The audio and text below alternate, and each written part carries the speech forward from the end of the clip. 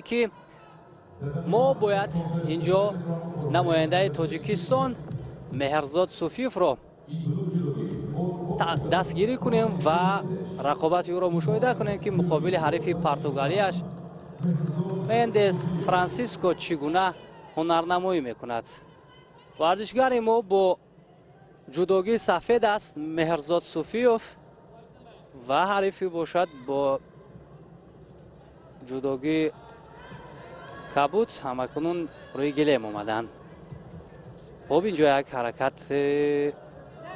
میخواست مهرزاد صوفیوف به انجام رساند ولی موفق نشد. در قهرمانی تاجیکستان اوید به جودو مهرزاد توانست مقام دویم را اشغال کند. از محمد صالح قواتوف شکست خورده بود و امروز ما او را در مسابقه سطح بلندتر میبینیم که چگونه نیروسنجی نشان میدهد. چون در تاجیکستان رقم 2 گردید در وزن 60 کیلوگرم، میبینیم که در گرند سلام چگونه از خود درخشش نشان میدهد. و اینجا حرکت های مهرزاد صوفیوف هم خیلی خوب به چشم میرسد. مهرزاد صوفیوف دوستان عزیز عین حال دانشجو است. بخش سوم دانشکده تربیت جسمانی تاجیکستان به نام جوان پهلوان سید مومن رحیموف آنجا تحصیل میکند، آنجا کسب تجربه میکند و اینجا حریف او البته که مندس یک فعالی از خود نشان داد ولی اینجا باید مهرزاد نیز از خود فعالی خوبتر نشان دهد. مهرزاد صوفیوف با نماینده پرتغالیا. خوب اینجا یک حرکت دیگری خیلی خوب از جانب مهرزاد. باید همین گونه فعالی خود را نشان دهد و نگذارد که حریف از او دیده فعالتر باشد.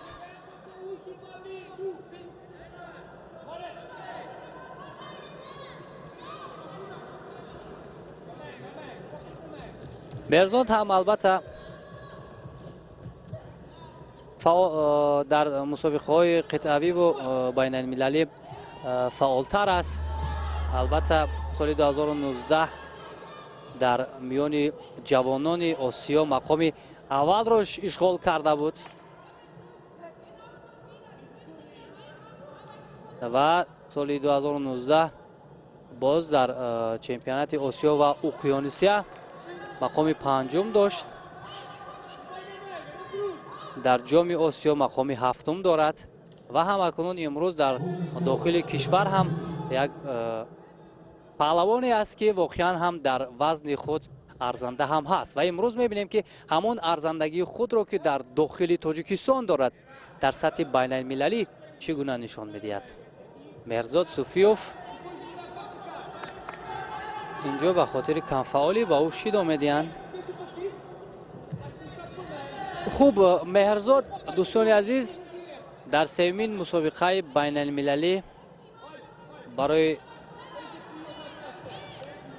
دریافت جام پایتخت که بخشیده به نوروز بین المللی در کشور ما برگزار گردید در وزن 60 کیلوگرم مقام دوم را اشغال کرد و همکنون شاید بعد همان پیروزی یک روحیه، یک نیروی قوی و یک همون چست و چالاکی برای او امروز کمک کند تا از دور اول به دور دیگر رود.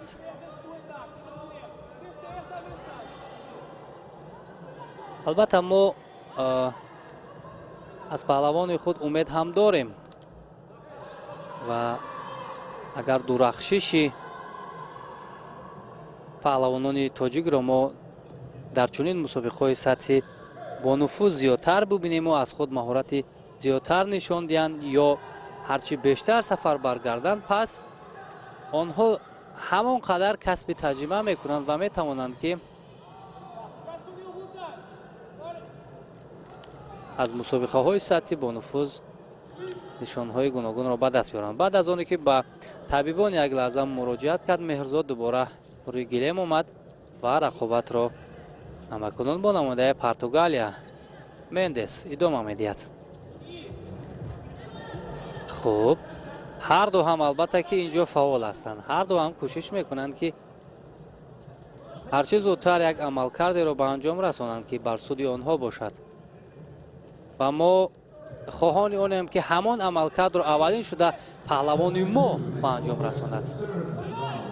хуб, бояд нагузорад, ана ҳамин гуна бояд нагузорад ки ҳамон равишро идома бидиҳад. маълум буд ки агар беҳис иҷро шуд ҳамон партов, инҷо вазаре аст. ҳамакунун мендеш аз меҳрзод суфиёв як вазаре меситонад. вақт ҳам хеле кам боқӣ мондааст. сонияҳои башумор боқӣ мондаанд. аз ҳамин хотир меҳрзод бояд дигар ақибнишинӣ накунад. чӣ қадаре ки нерӯ тавон дорад, бояд ҳаракат кунад, ба пеш равад. вале афсус, ду амал карде ки франсиско мендес аз португалия ба анҷом расонид, тавонист ки меҳрзодро аз идомаи рақобатҳо маҳрум кунад.